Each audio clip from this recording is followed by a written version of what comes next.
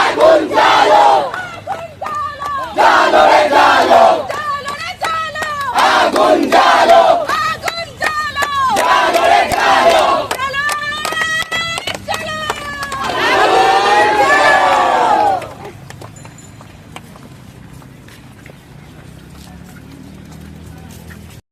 আমি কে, আমি কে, আর না, আর না, আর না, আর না,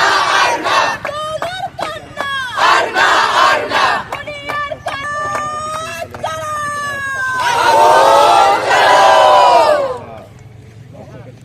এই পর্যায়ে আমাদের এই প্রতিবাদ সমাবেশে আমাদের বন্ধুগণ চারুকলার সকল নাটক ও নাট্যোত্তর বিভাগ এবং চারুকলা বিভাগ আমাদের সাথে যুক্ত হয়েছে, তাদেরকে অসংখ্য ধন্যবাদ। আমাদের সাথে সহকর্মী এবং শিক্ষার্থীবৃন্দ, আমল থেকে আমল যায়, কিন্তু পেট্রিয়ার্কি বিষয়ে ভিত্তিতে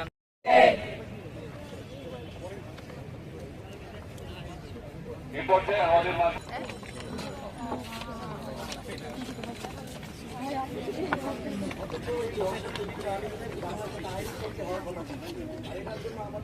আমরা স্বপ্ন দেখেছিলাম একটা গণতান্ত্রিক বাংলাদেশ হবে, যে বাংলাদেশে কোনো বৈষম্য থাকবে না, যে বাংলাদেশে আমরা সবাই এবং ধর্ষণের প্রতিবাদেই আমরা আজকে একত্র হয়েছি, যেন ভবিষ্যতে আর এমন কিছু না হয়, এবং এমন কিছু হলেও যেন আমরা সবাই মিলে একাত্মতা প্রকাশ করতে পারি, আমরা এক হতে পারি, আমরা পাশে থাকতে পারি।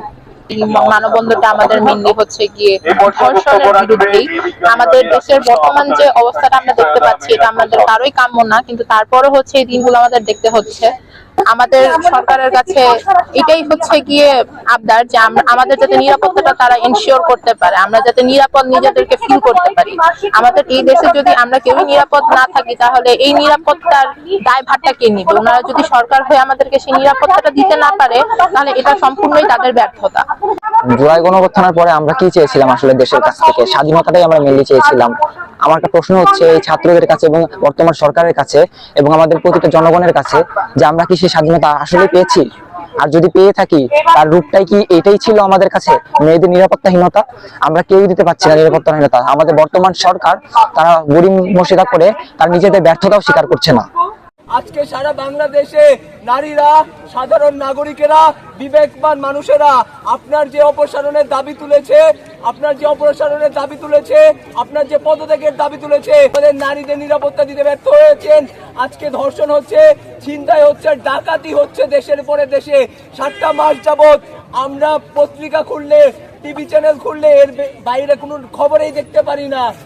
8 বছরের একটা শিশু যাকে ধর্ষণ করা হয়েছে, অত ধর্ষণ করেছে কে? তার দুলাভাই এবং তার বোনের শ্বশুর। বাংলাদেশের নিরাপত্তা আসলে কারো কাছেই নেই। তাই আপনারা ক্ষমতাতে যারা আছেন, যারা সুবিধাভোগী, তারা নারীর কোনো আচরণ, কোনো পোশাক সে কি পরবে, এটা আপনি একটি রাষ্ট্রে বসে ঠিক করে দিতে পারেন না। আপনার জন্য যেটা সহি সেটা আপনি করুন। নারী নিজের জন্য যা সহি মনে করবে তাকে সেটা করতে দিন। মূলত সারা বাংলাদেশে যেভাবে নারী নির্যাতন, নারীর প্রতি সহিংসতা, ধর্ষণ, এর বাইরেও চুরি, ডাকাতি, রাহাজানি বৃদ্ধি পেয়েছে, সেগুলোর বিরুদ্ধে একটা সম্মিলিত প্রতিবাদ, ছাত্র শিক্ষকদের প্রতিবাদ এখানে। এবং এই প্রতিবাদ লিপিটা এই কারণে করা হচ্ছে যে আমরা যে জুলাই আগস্টের অভ্যুত্থান পরবর্তী আমরা যে আমাদের আশা আকাঙ্ক্ষা যে ছিল যে শান্তি শৃঙ্খলা ফিরে আসবে, কিন্তু অদ্যাবধি 7 থেকে 8 মাস চলে যাচ্ছে, আমাদের আইন শৃঙ্খলা পরিস্থিতি কিন্তু ওইভাবে উন্নতি হয়নি, বরঞ্চ অবনতির দিকে যাচ্ছে। এই কারণেই যে কোনো ঘটনা ঘটছে সবগুলোই বলা হচ্ছে ফ্যাসিস্টদের দোসররা করছে, অর্থাৎ এটা দায়িত্ব এড়িয়ে যাওয়া। স্বরাষ্ট্র মন্ত্রণালয়, স্বরাষ্ট্রমন্ত্রীর কাছে আহ্বান জানাবো দ্রুত পদক্ষেপ গ্রহণ করা, যারা এই পরীক্ষাগুলোর সঙ্গে যুক্ত তাদেরকে ধরে দৃষ্টান্তমূলক শাস্তি নেওয়ার জন্য। বেআইনি সংগঠনগুলো এখন রাজপথে, তাদের কিন্তু ঠেকানো যাচ্ছে না। বিশেষ করে মব জাস্টিসের নামে যে বিষয়গুলো ঘটনা হচ্ছে, সেগুলো কিন্তু আমাদের রাষ্ট্রীয় স্থিতিশীলতার পরিপন্থী। এ কারণে আমরা এখান থেকে দাবি জানাবো অবিলম্বে দ্রুত শাস্তিমূলক ব্যবস্থা গ্রহণ করে ধর্ষণদের শাস্তি দিয়ে আইন শৃঙ্খলা পরিস্থিতি উন্নতি করা। ধন্যবাদ।